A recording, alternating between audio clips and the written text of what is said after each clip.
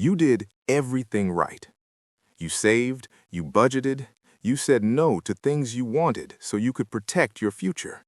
And somewhere along the way, quietly, without a single news alert, that future got more expensive than your savings could cover. Not because you failed, not because the market crashed, not because you spent too much on coffee, because of something that was happening the whole time, something invisible, something built into the system you were trusting. This is the story of inflation, not the textbook version, the real one. Let's go back to August 15th, 1971. Sunday night, Richard Nixon goes on television and says something most people barely registered. He announces that the United States will no longer convert dollars into gold. Just like that, one speech, the gold standard, gone. Before that night, if the government wanted to print more dollars, it needed gold to back them. Money was tethered to something real, something with a fixed supply, something that couldn't be conjured. After that night, that tether was cut. Money became, in the technical term, fiat currency. From the Latin, let it be. Let there be money. And there was money. A lot of it. Here is where most explanations stop. They say more money was printed, prices went up, that's inflation, the end. But that's not the whole story. Because new money doesn't spread evenly. It doesn't land like rain. It enters at a specific point in the system, usually the financial system, banks, bond markets, large institutions. And from there, it travels outward. Think of a drop of dye in a swimming pool. The water nearest the drop changes first. By the time the color reaches the far end, the people near the drop have already moved. The people closest to where new money enters, the banks, the large investors, the institutions, they get to spend that money before prices have adjusted. They get new purchasing power at yesterday's prices. By the time that money reaches wages and groceries and rent, prices have already moved. The people at the end of the chain are holding the same paycheck, now worth less. This has a name, the Cantillon Effect, named after an economist who figured it out in the 1700s, 3 centuries ago. It almost never comes up when people talk about why housing is unaffordable.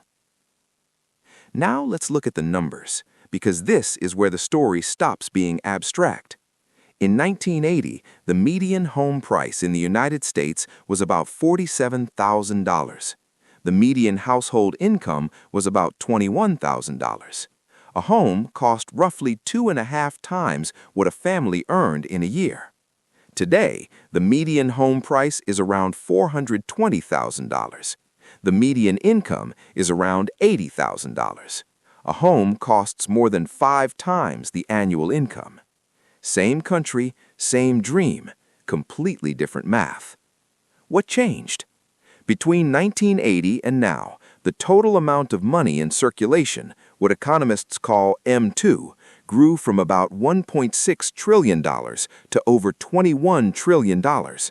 13 times more dollars chasing roughly the same amount of real things. The same acres of land, the same hours of skilled labor, the same desirable neighborhoods. When 13 times as many dollars pursue the same supply of real things, the prices of those things go up. Not because the things got better, because the dollars got more numerous. And your savings account? It was accumulating dollars the whole time. You were doing exactly what you were told. The dollars just quietly, steadily became worth less. Let's run the math nobody puts in a savings commercial. You put $10,000 in a standard savings account in the year 2000. The average interest rate that year was about 2.5%. Sounds fine. Your money is earning something. But average annual inflation between 2000 and 2024 ran at about 2.6%. Your rate, 2.5, inflation, 2.6. You lost ground every single year. Barely, silently, persistently. After 24 years, that $10,000 would show roughly $18,000 on your statement. You'd look at that number and feel good, responsible, validated. But in actual purchasing power, what that money can buy, you'd have the equivalent of about $9,400 in year $2,000. 24 years of faithfully saving, and you have less than when you started. That was the moderate era. Between 2021 and 2023, inflation hit 7, 8, 9% annually. Savings accounts were paying 0.1%. That's not a gap, that's a canyon. And people who spent a lifetime being responsible found themselves standing at the edge of it. Here's the part that should probably be said out loud more often. The institutions responsible for managing your currency have an official, published, stated goal of reducing its value by 2% every year. Not zero, not as little as possible, 2% per year by design. The Federal Reserve, the European Central Bank, the Bank of England, all of them, explicit inflation targets. And there is a real economic argument for this. Deflation is genuinely dangerous. Prices falling makes people stop spending. Economies stall. That's not invented. Japan spent decades fighting it. But here is what that argument skips. A 2% annual inflation target is a planned, deliberate reduction in the purchasing power of cash savings every year, institutionally enforced.